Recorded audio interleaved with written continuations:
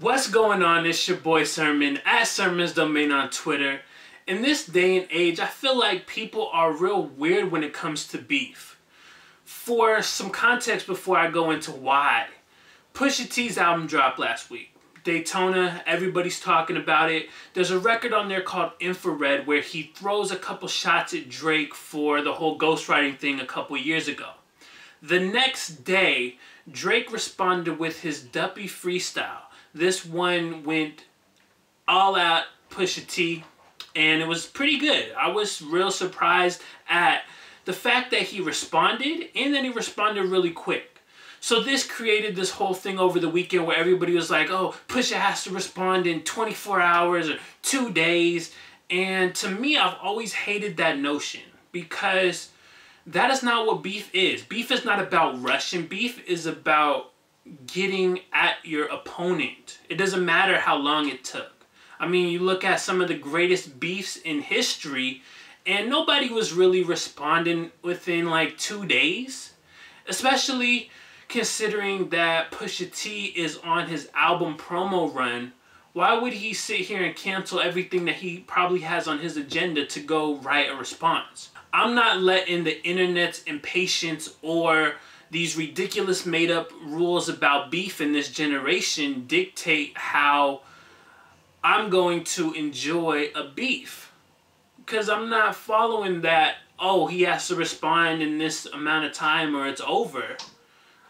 Yeah, in some ways the internet has changed it, but I still feel like Pusha is responding in a real reasonable amount of time considering everything that is on his plate right now.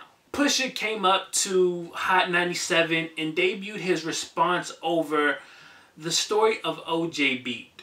I think the only thing that I'm going to say negative about this diss is it's a little disappointing that he's not doing it over an original beat. I feel like doing the whole, beef over, or the whole diss track over someone else's beat is like a real dead market. It worked back in the day because you had mixtapes and everything and, circulating all over the place. But I feel like Push could have easily gotten an original beat for this. However, I'm willing to overlook that because, man, his bars are insane. He really hit hard and really hits Drake below the belt several times. So let's get into talking about what Pusha has to say about Drake on this record. The biggest takeaway is likely going to be the fact that Drake has a son named Adonis. Now, apparently this is something that's kind of been circulating on the gossip circuit since the beginning of the year. Something that I really didn't know about or paid attention to, but I think that's part of why it's so successful is because a lot of people are like, wait, Drake has a son? He's hiding a son? What? And the fact that Pusha was able to expose that on a bigger level than just it being rumors and gossip on, the Shade Room or Boss Up, it shows that like he really did his research. Like if you were wondering why Pusha T took so long to respond, I don't think it was because he couldn't write in time. I feel like he was really stacking up the ammo. Because he could have done anything. He could have just came at him and wrote some really hard-hitting bars and stuck it to him. But no, he really went and did a little bit of research. I mean, you look at the cover, which he doesn't call cover art. It's not like doctored or anything. It's Drake in blackface. It's real photos that were circulating years ago. I don't know the whole origin story behind it. But Push says it's not Photoshop, and I've seen that these photos have been online since 2015. But damn, Drake has a child, and a child by a porn star. Like, wow. He said, deadbeat motherfucker playing Border Patrol. That right there is a bar. That one was crazy. But the one that makes me laugh every time that I listen to the record, and I listened several times, he said, you are hiding a child. And it's not like that one is the most creative line, but it's just the way that he says it and the flow of it all. He says, you are hiding a child. And it makes me laugh every time. Elsewhere, Pusha really doesn't hold anything back. He takes shots at Drake's dad. He says, "Your father walked away at 5, hell of a dad thing." And then he also takes shots at Drake's mom, which I'm sure is going to really, really make Drake angry. He said, "Marriage is something Sandy never had, Drake." Like, damn. Push is really just going at Drake's entire family from all different directions. But the line that really got me, the one that is the coldest, that is the most disrespectful, is one about 40. And this is the one that I see people on social media like, damn, maybe Pusha T went too far. No, there is no level of going too far when it comes to what you say on a record. Keep in mind, Drake mentioned Pusha T's fiance, and as anybody would, you would probably be mad too.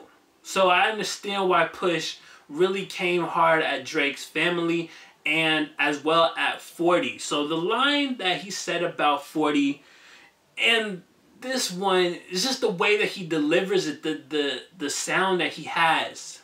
He said, "OVO 40 hunched over like he's 80.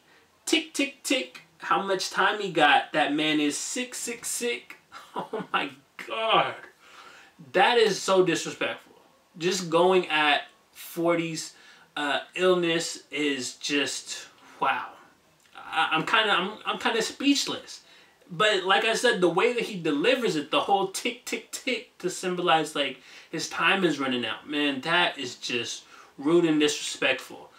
Overall, I feel like Pusha T did everything and then some. I knew that whenever Pusha T decided to respond, he was going to really go hard.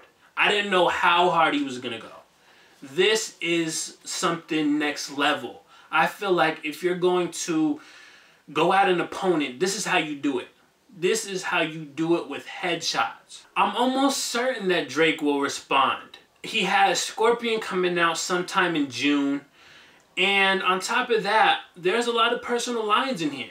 I can't imagine Drake hearing this and not wanting to respond.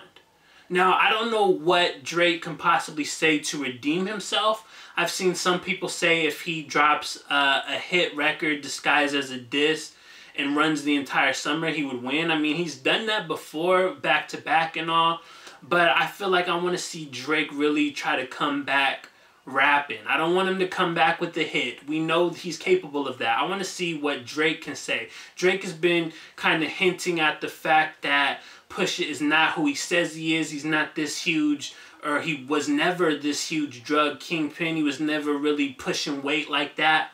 I want to see Drake really tackle that angle. I think that is something that Drake has to do. You attack the man's credibility and come with some hard evidence, some facts. All in all, this is a very exciting beef. I'm glad that we're keeping this on record.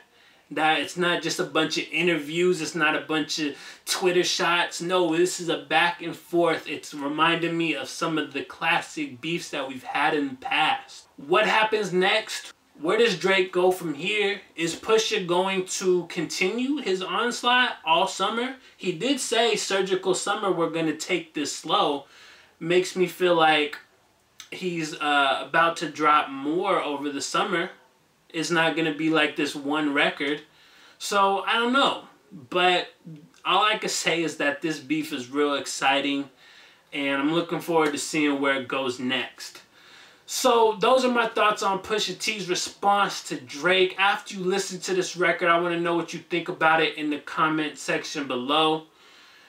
Afterwards, like the video, subscribe to the channel if you're not already, share the video. Follow me on Twitter at SermonsDomain. Check out some of my other reviews, interviews, discussions, other content on the channel.